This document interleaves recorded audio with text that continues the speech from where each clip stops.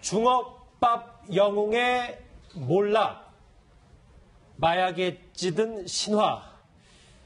이 유명 주먹밥 프랜차이즈 업체 대표가 마약 투약 혐의로 구속이 됐습니다. 이 얘기를 좀 해봐야 될 것 같은데요. 박지훈 변호사님. 네. 우리가 알만한 이 유명 주먹밥 프랜차이즈 대표가 어떻게 이런 일이 벌어지고 있습니까? 상당히 유명한 사람입니다. 아마 저도 먹어봤고요. 여기 있는 사람은 먹어봤거나 간판을 꼭 봤을 가능성이 아주 높은 주먹밥 프랜차이즈 업체 대표인데 청년입니다. 20대고 지금은 이제 30대 됐는데 성공한 청년 사업가인데 2010년부터 수원 고등학교 근처에서 주먹밥 장사를 시작했고 지금은 아주 유명한 프랜차이즈에서 전국에 점포가 900개가 이상이 된 그래서 사업에 성공한 신화를 거론할 때 항상 거론이 됐던 인물 중에 하나였습니다. 그러니까 노 변호사님 청년 성공 사례를 저도 들어본 적이 있는 것 같은데 언론에도 자주 등장을 했었잖아요. 그렇죠. 이 봉구스라고 되게 유명한 그런 프랜차이즈 업체죠. 예. 근데 어쨌든 간에 이 주먹밥을 만들게 된 이유가 이분이 사실은 그 대학 교수의 아들이기도 하고 그다음에 학원 강사인 어머니로서 상당히 부유한 집안의 자식이었는데 네. 이분이 대학 진학을 포기하고 일찍부터 집 근처에 있는 경기도 수원에서 장사를 시작했습니다. 주먹밥을 만들어 판 거였는데 그게 25세 나이였었을 때 그 학원 고등학교 앞에서 1,000원에 하나씩 주먹밥을 파는 이런 장사를 시작을 했거든요. 그러면 사실 우리가 생각하기에 주먹밥이라고 하는 것은 상당히 접하기 쉽고 되게 아주 일반적으로 그냥 아주 고급스러운 물건은 아닌 것으로 지금 생각이 대학가만 다 드는데 있었던 걸로 기억해요. 예, 그렇게 아주 간단하고 네. 단순한 것을 착안을 해서 이렇게 창업을 했다라고 하는 게 바로 청년이라고 하는 그 이미지하고 딱 맞아 떨어져서 사실은 열풍을 불러일으켰고 이분이 이렇게 주먹밥으로 성공을 하니까 그 유사한 업체의 그런 주먹밥 프랜차이즈가 또 열풍을 일으키기도 했었거든요. 예. 근데 이렇게 승승장구 해왔는데 저도 사실 그 주먹밥을 먹어본 적이 있거든요. 근데 갑자기 이제 접한 소식이 네. 마약에 손을 댔고 특히나 다른 사람들한테 권하기도 했다 이런 예. 얘기가 들리더라고요. 이번 그 조사 내용을 보니까 일단 이제 결론부터 네. 말씀드리면 징역 1년에 집행유예 3년을 그쵸. 선고받았는데요. 구속은 아닌 거죠. 집행유예니까요. 뭐 구속은 됐던 거죠. 예. 예. 2015년 5월경에 이제 강남구에 있는 뭐 호텔에서 여성들하고 엑스터시라고 합니다. 알약.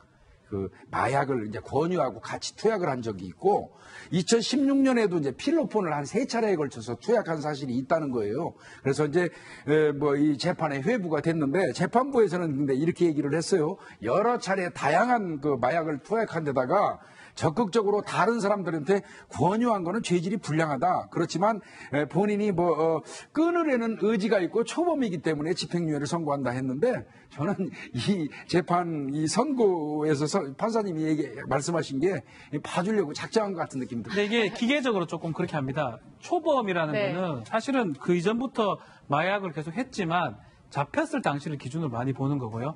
지금은 집행유예인데 만약에 재범이 되면 실형이 이제 불가피한 상황입니다. 그래서 저도 김복준 위원님하고 똑같이 생각을 하지만 여러 가지 다양한 엑스터시뿐만 아니라 필로폰까지 이렇게 투여를 했기 때문에 여러 가지 고려를 해가지고 집행유예를 하기는 했지만 혹시라도 반복이 된다 그러면 실형의 가능성도 있다. 그러니까 죄질이 불량하다고 어느 정도 재판부도 상당히 불량한 거죠. 불량한데 여러 가지 끊으려고 하고 이런 어떤 변호사 선임도 했을 거고요.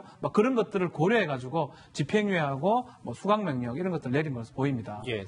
홍종선 기자 자리에 이제 김성환 평론가님 네. 두 번째 차례에서 안녕하세요. 안녕하세요. 이게 저희가 청년 사업가 그리고 주먹밥의 신화 얘기를 쭉 하고 있지만 사실 최근에 이런 청년 사업가들의 몰락이 좀 심심치 않게 있었잖아요. 예, 그렇습니다. 가장 대표적인 게 이 몽두드라고 알려져 있는 우리 이제 흔히 물티슈를 생산하는 업체인데요. 몽두드가 한때 맨손으로 시작을 해서 500억 대박 신화를 이뤘다. 그래서 유정한 몽두드 대표가 엄청나게 많은 화제가 됐고 예.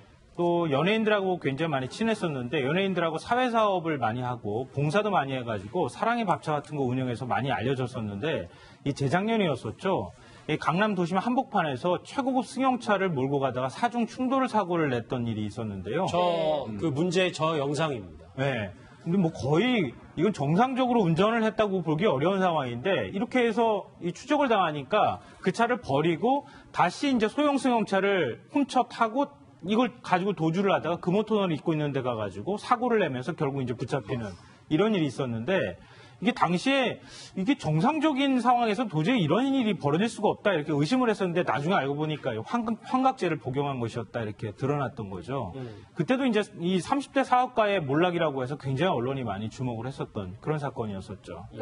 약간은 좀 비슷한 게 있는 것 같아요. 맨손으로 사실상 시작한 청년 사업가가 끝까지 자수성가하고 모범이 되는 모습을 보였으면 참 좋았겠지만 지금 이 주먹밥도 그렇고 이 물티슈도 그렇고 결국에는 마약을 또 손을 대서 이렇게 몰락하는 모습이 보이는 것 같아요, 교수님. 이게 네. 본인들이 하여튼 맨주먹으로 시작해가지고 어느 순간 뭐 누구 말 맞다나 잠자고 일어나니까 갑자기 벼락부자가 됐다거나 이런 사람들이 이제 흔히 빠질 수 있는 어떤 유혹 같은 것들이 사실 마약일 개연성이 많거든요. 네, 그래서 이 마약 부분이 이제 그런 부분 때문에 많이 이제 권유를 하고 거기에 빠지는 사람들이 많습니다. 본인이 감당할 수 없는 성공이 갑자기 들이닥쳤을 때 그거를 제대로 소화해서 더 승화시켜야 되는데 그걸 못하고 공허감을 느끼는 게 첫 번째 많고요. 두 번째는 불안감을 상당히 많이 느끼게 됩니다. 왜냐하면 내가 지금은 운이 좋아 성공했지만 이게 언제까지 갈지 모른다라고 한 생각이 있고요. 또 하나는 이제 성공을 막 맛보고 나니까 나머지가 시시하게 느껴지는 거예요. 그래서 열심히 살고 건전하게 살았던 지난 날을 잊어버리고 그다음에 정말 이제 재미와 환각 이런 것들에 빠져서 살고 싶은 유혹을 느낄 수밖에 없고 특히 주변에서 그 사람들을 가만히 놔두질 않거든요. 그러니까 그 분들에 대해서 이제 칭송과 뭐 여러 가지가 한꺼번에 이제 그분에게 쏟아지다 보니까 본인이 그걸 감당을 못해서 이런 일에 빠지게 되는 거죠. 그러니까 이제 모두 다 그런 건 아닙니다. 그렇지만 최근 청년 창업 신화의 주인공들이 몰락하는 경우가 심심치 않아서요. 왜 그런지 저희가 좀 더 자세히 심리 전문가에게 물어봤습니다. 이렇게 분석했습니다.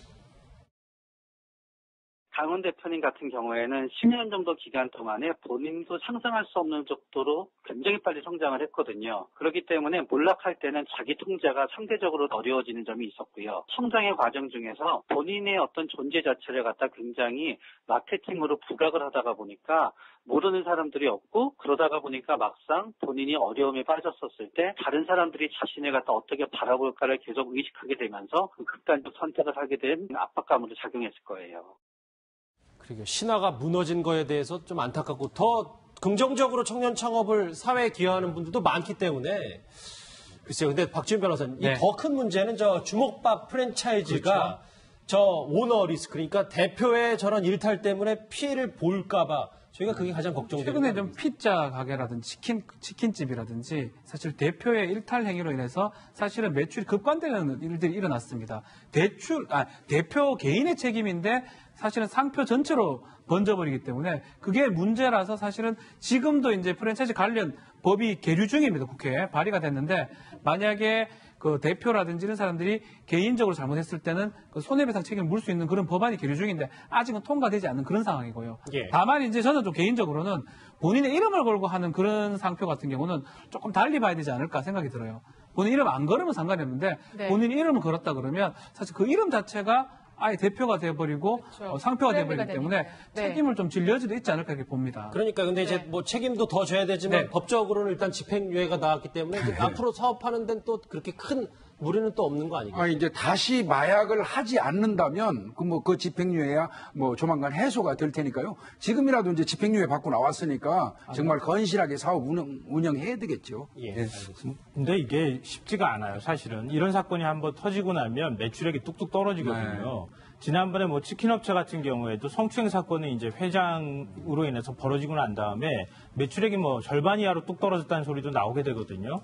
결국 이런 갑질 사건이 벌어졌을 때 가장 약한 사람들만 피해를 본다는 거죠.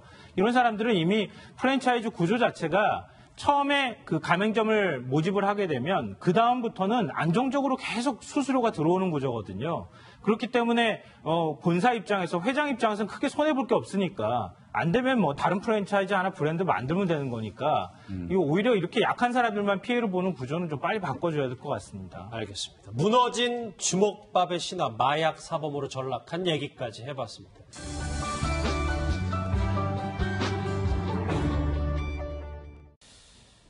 대장금, 대장군, 이 상사 걱정 마세요. 네, 배우 이영애 씨가 K9 자주포 사고로 순직한 장병과 가족들에게 따뜻한 위로금을 전달했습니다. 오랜만에 이런 소식으로 시작을 하는군요. 박준 변호사. 아들에게는 학비를 전액 지원한다 이렇게 그렇습니다. 얘기했습니다. K9 자주포 사고가 있었는데요. 이 사고 관련해서 성금을 지원하기로 했는데 그중에 이태균 상사가 있습니다. 생후 18개월의 아이가 있는데 그 아이한테 대학까지 학비를 다 지원하겠다고. 이영애 씨가 근데 내용이 중요합니다. 나도 쌍둥이를 갖고 있지만 아버지가 정말 나라를 지켜다가 혹시나 그렇게 되더라도 아무 문제 없도록 그런 모습을 보여주기 위해서 아이한테 학비를 다 대주겠다 이렇게 밝혔습니다. 네. 아주 훈훈합니다. 예. 쌍둥이를 키우는 어머니의 마음으로 기부를 결정하게 됐다 이렇게 말을 했지만 사실 이영애 씨가 군과 좀 인연이 남다르다면서요. 맞습니다. 그 본인의 아버님도 네. 이제 그 한국 전쟁 때 그 참전했던 용사시고요. 시아버지는 그 8사단 단장 시절에 그 5.16 사태에 대해서 이제 반대하다가 네. 밀려났던 그런 또 그 군 장군이시고요. 그러네. 이런 인연이 있다 보니까 이제 본인 집안이 이미 군인하고 관련이 있어요. 그래서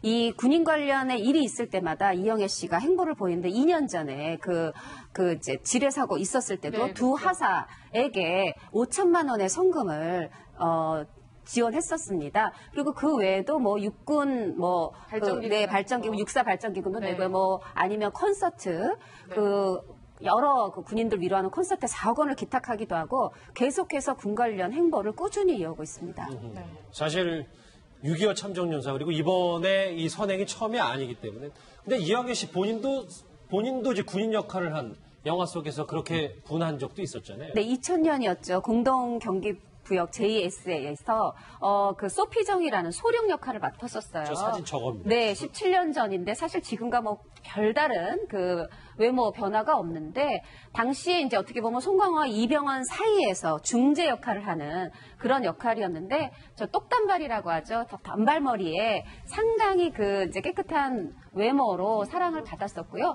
저 영화에 출연했던 뭐 이병헌, 송강호, 이영애, 신하균 씨까지 네. 다 그 뒤에 스타가 됐죠. 그렇네요. 아버지가 네. 6.25 참전 용사인데다가 본인도 이 소령으로 공동경비구 JS에 출연했기 때문에 군 인연이 남다를 텐데 당시 활약했던 이영애 씨 모습 저희 잠시 한번 만나보겠습니다. 전체적으로 하나의 흐름을 이어간다고 생각하시면 돼요. 중간 재정 입장에서 그것 때문에 결국 자기가 고민을 하기도 하고 자기 존재가 무엇인가라는 생각도 아버지에 대한 얘기도 어렴풋이 나오면서 처음 접하는 그런 상황이고 역할이기 때문에 부담이 된 건 사실이겠지만 그렇기 때문에 저한테는 또 하나의 도전이고 모험이 될 수도 있었어요. 예, 그렇기 때문에 선택한 이유 중에 하나이기도 하고요. 네. 저는 사실 스크린이나 좀 드라마나 이런 걸로 찾아뵀으면 좋겠는데 요즘에는 거의 기부 소식, 좋은 소식을 물론 그것도 굉장히 좋지만 좀 활동 계획 없으시대요? 네, 일단 지난 네. 3월에 드라마가 끝났으니까 또 아이들도 어리니까 네. 또 이제 당분간은 육아에 집중하지 않을까 싶은데 정말 올해 들어서 계속해서 기부 소식을 전해주고 있죠. 올해 들어서 한 것만 한 5억 건 아, 정도가 그래요? 돼요. 네. 네. 연초에 일단 액팅이라고 해서 유명인사 일반인이 함께하는 네. 그런 거에 1억 원을 기부했었고요. 또 그 외에도 그 이제 본인이 드라마 그 사임당 빛의 일기로 그 인연을 맺었던 강릉의 아산병원에 1억 원 기탁했고 네. 또 강원도 지역의 소외된 아이들 위해서 써주십사 하고 1억 5천만 원 또 기부했었고요. 예. 네, 뭐 그 밖에도 그 해외 스리랑카 그 홍수 소식에도 5만 달러 기부했었고 요번에 5천만 원까지 5억 원이 넘는 그런 돈을 올해만 들어서 이제 한 반 좀 더 갔는데 계속해서 그 좋은 소식 들려주고 있습니다. K9 자주포 사고의 이 희생자들에 관련해서 이 위로금을 전달한 이영애 씨 소식, 연예계 소식이 있었다면